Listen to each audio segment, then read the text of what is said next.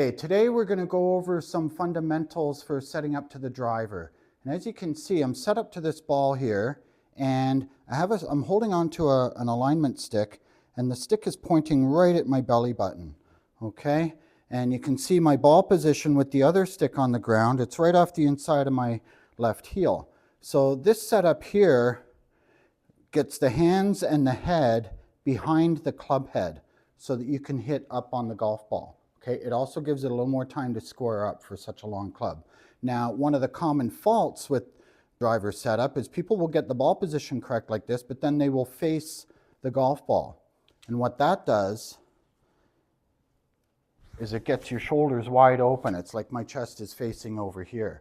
So we have to remember to just draw an imaginary line between our feet and try to face straight ahead